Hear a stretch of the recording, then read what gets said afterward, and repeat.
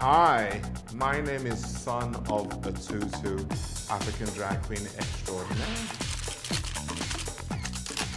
The entire look is African queen. Some of the fabric patterns I've chosen today are not necessarily African, but the style in which I've applied them are very African, which is a bit me actually, born British, of Nigerian and African heritage. So the gele is worn by many of the ethnic groups in Nigeria. The Igbo use it, the Yorubas use it. My family is from the Yoruba part of the country.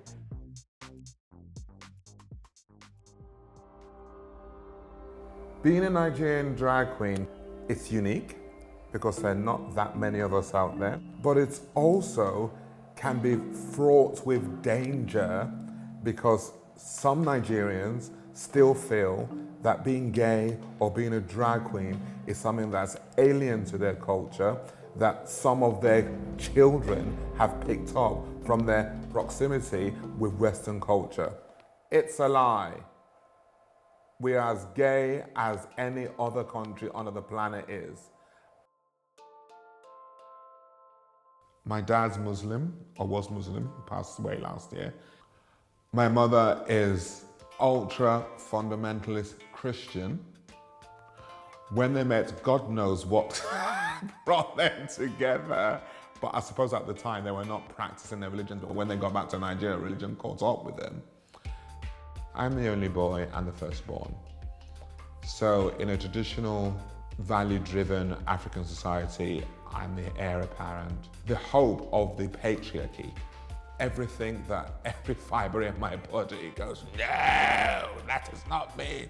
I just want to wear dresses and be, and be a drag queen.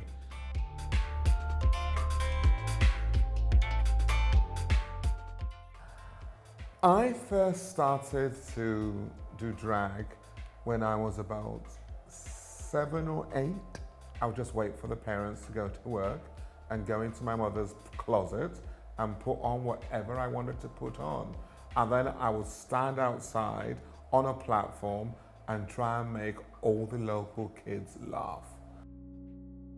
My father discovered I was doing drag because an aunt found out when I was mid-flow of show, and a pantomime ensued between the two of them that I wouldn't understand until decades later.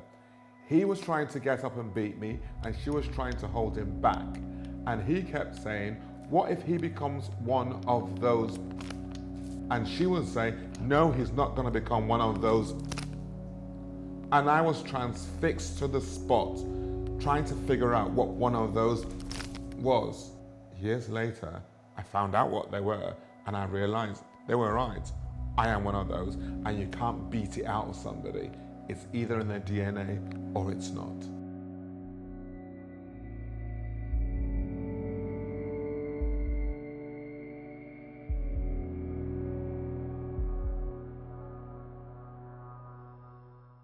Although I was living in one of the best buildings in New York on a 6-figure salary, I literally hated my life. And then September 11 happened.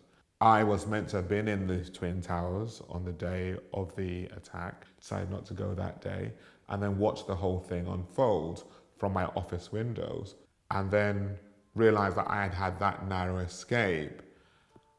And then thought to myself, so if that had been the end, what kind of life was it?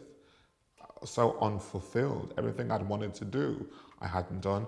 I was so miserable. I was living for other people.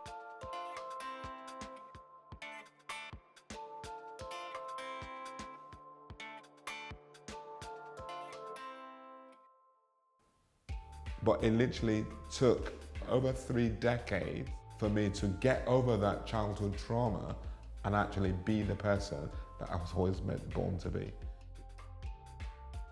Before I had any sexual awakening or anything to do with puberty, I was a drag queen. Why? Because it was hard, it is hard written in my DNA. But circumstance and nurture and environment and family tried to separate us. And so,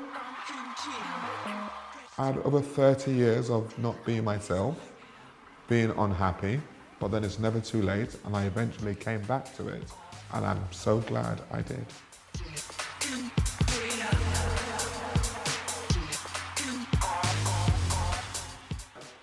I have a dream that one day I will perform at a gay pride in Nigeria. And I just hope that I get to do that before I leave this planet, because I don't see it happening anytime soon.